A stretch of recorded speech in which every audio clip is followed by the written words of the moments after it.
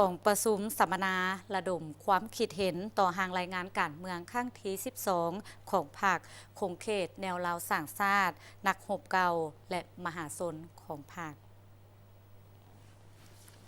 อนุกรรมการเนื้อในกองประชุมใหญ่ครั้งที่ 12 ของภาคได้จัดกองประชุมสัมมนาระดมความคิดเห็นต่อหางรายงานการเมืองครั้งที่ 12 ของภาคคงเขตแนวราวสร้างชาติสหพันธ์นักรบเก่าและองค์การจัดตั้งมหาชนซึ่งจัดขึ้นที่ห้องว่าการสุดกลางภาคภายใต้การเป็นประธานของสหายท้องสลิดมังหน่อเมฆเลขาธิการศูนย์กลางภาคหัวหน้าห้องว่าการศูนย์กลางภาคห้องหัวหน้าผู้ประจำการอนุกรรมการเนื้อในกองประชุมใหญ่ครั้งที่ 12 ของภาคโดยมีบรรดาสหายห้องเลขาคณะภาคคณะประจำภาคกรรมการคณะภาคผู้ทรงคุณวุฒินักวิทยาศาสตร์และพนักงานลักแหล่งในโครงเขตแนวราวสร้างชาตินักรบเก่าและมหาชนของภาคทั้งหมด5ภาคส่วนเข้าร่วม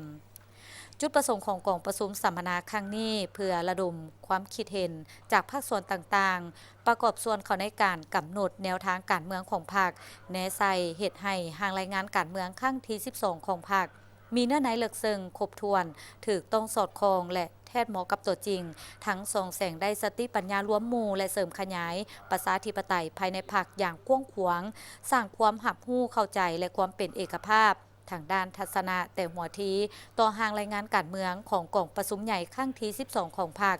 จากนั้นถือเป็นเนื้อในพื้นฐานเพื่อให้บรรดาองค์คณะภาคนำไปปรับปรุงการกาเกี่ยมเนื้อใน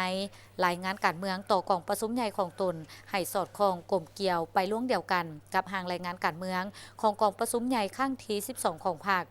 โอกาสเดียวกันนี้ผู้เข้าร่วมกองประชุม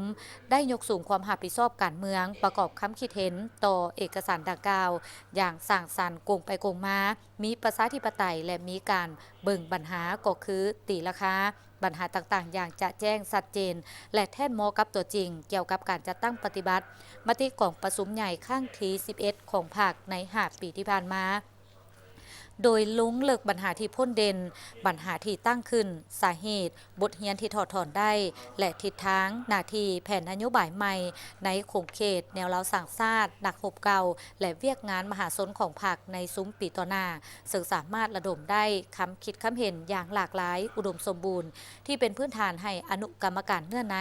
นำไปค้นคว้าปรับปรุงหางรายงานการเมืองในโครงเขตดังกล่าวให้มีเนื้อในครบถ้วนจะแจ้งและหัดกลุ่มกว่าเก่า